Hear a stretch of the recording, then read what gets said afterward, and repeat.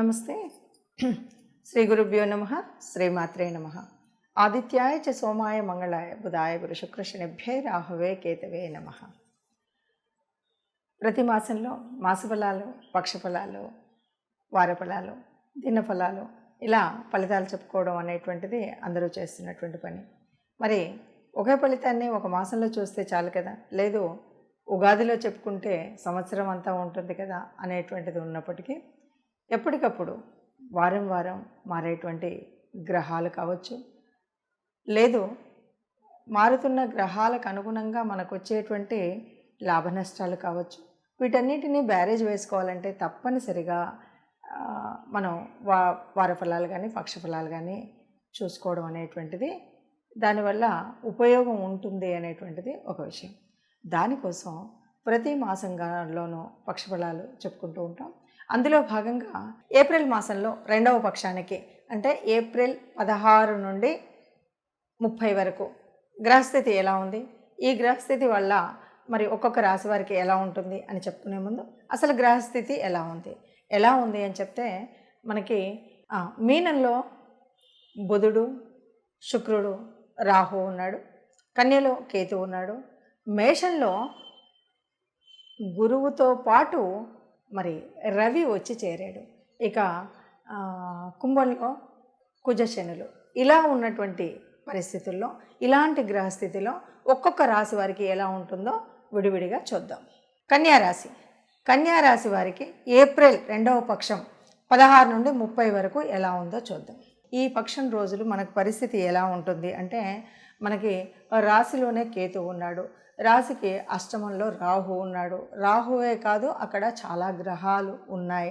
ఇలాంటి పరిస్థితి అయితే నవమంలో ఉన్నటువంటి గురువు వల్ల కొంత ఉపశమనం కలిగినప్పటికీ అష్టమంలో ఉన్నటువంటి ఈ గ్రహాల మూలంగా అనారోగ్యం అయితే తప్పకుండా సూచించేటువంటి పరిస్థితి. కొంత గ్రహాల యొక్క సందేహం వల్ల చికాకు ఉంటుంది, చింత ఉంటుంది, ఒక రకమైనటువంటి భావం ఉంటుంది, అనేక రకాలైనటువంటి ఆలోచనలు ఒక రూపు లేకుండా ఉంటాయి, ఊహలు ఎక్కువగా ఉంటాయి, ఇది చేయాలి అది చేయాలి అనేటువంటి సంకల్పాలు ఎక్కువగా ఉంటాయి, పనిలోకి వచ్చేసరికి ఆ కార్యనిర్వహణలో అంతగా చేయలేకపోతాం.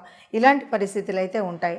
అలాగే మనం ఎక్కడికైనా ఎప్పుడైనా వెళ్ళాలి అనేటువంటి ఏదైనా ఏ ప్రయాణం అన్నా అవ్వచ్చు 15 రోజుల్లో. ఈ ప్రయాణాలలో కూడా అనుకోని సమస్యలు ఎదురవుతాయి. అంటే మనం ఏదో టికెట్ చేయించుకుంటాం, ట్రైన్ క్యాన్సిల్ అవ్వచ్చు, లేకపోతే ఆర్ఏసీ రావచ్చు, లేకపోతే సీటు దొరక్కపోవచ్చు, ఇలాంటివి. అట్లాగే జీవిత భాగస్వామికి కొంత బాధ అనేటువంటిది ఉంటుంది. ఈ కాలంలో ఇంకా మీకు అధికారం లేదా ప్రభుత్వం నుండి గుర్తింపు అయితే, అంటే అధికారుల నుండి మీరు చేస్తున్నటువంటి ఉద్యోగంలో కానీ ఎక్కడ వ్యాపారంలో కానీ పై అధికారులు ఎవరైనా ఉంటే వాళ్ళ నుండి మంచి గుర్తింపు వచ్చేటువంటి అవకాశం అయితే ఉంది. అలాగే ప్రభుత్వం నుండి కూడా ఏదైనా దీనికి సంబంధించినటువంటి విషయాల్లో కొంత ప్రతిఫలం ప్రభుత్వం నుండి అప్పుడప్పుడు కొన్ని మనకు రాయితీలు అవి ఉంటాయి, అలాంటి రాయితీలు వచ్చేటువంటి ఉంటాయి. ఓవరాల్గా మనం చెప్పాలి అంటే మనకి మిశ్రమ ఫలితం ఉంది అని చెప్పొచ్చు. ఎందుకంటే అష్టమంలో ఉన్నటువంటి అనేక గ్రహంలోనే రాశిలోనే ఉన్నటువంటి కేతు అయితే కొంత ఆధ్యాత్మికంగా కూడా బాగా ఉండేటువంటి పరిస్థితి అయితే కేవలం ఈ 10 రోజుల 15 రోజుల అన్నటువంటిది కాకుండా సంవత్సర కాలం అంతా కూడా కొంత ఆధ్యాత్మిక చింతన ఉండేటువంటి పరిస్థితి అయితే ఉంటుంది. చూశారు కదా, మరి ఇలా ఉన్నటువంటి గ్రహస్థితిలో ఎలా ఉంటుంది అంటే, మొన్ననే ఉగాది చెప్పుకున్నప్పుడు మరి ఈ రాశులకు ఇలా ఉంది అని చెప్పినప్పుడు మరి ఇంతలో ఈ మార్పు ఏంటి అంటే, ఒక్కొక్క రోజుకి కూడా మారుతుంది. అంటే కనీసం 2.5 రోజులకు ఒక్కసారి మారే చంద్రుడి యొక్క మార్పు వల్ల కూడా మానసిక స్థితి కానీ ఇవన్నీ మారుతూ ఉంటాయి. అందువల్ల తప్పనిసరిగా మనం చెప్పుకోవాల్సి వస్తుంది. మరి ఇలా గ్రహాల యొక్క యుతి కానీ దృష్టి కానీ మరి ఒకే చోట ఇన్ని గ్రహాలు కలయిక ఉండడం వల్ల కానీ వీటి వల్ల ఏదైనా చెడు కానీ మంచి కానీ ఉందా అంటే మంచి చెడులు రెండు ఉంటాయి. గ్రహాల యొక్క అనుకూలత ఉండొచ్చు, అననుకూలత ఉండొచ్చు. మనం చెప్పేటువంటిది జన్మజాతక రీత్యా ఒకలాగా ఉండొచ్చు, జన్మజాతకం మాకు అంతగా తెలియదు అన్నప్పుడు కేవలంగా మనం గోచార రీత్యా చూసినప్పుడు ఉండేటువంటి స్థితి వేరుగా ఉండొచ్చు. ఏది ఏమైనా మొత్తంగా మనకు జరగబోయేటువంటి లాభం ఏంటి, నష్టం ఏంటి అన్నది తెలుసుకోవడం కోసం చేసేటువంటి పని ఇది.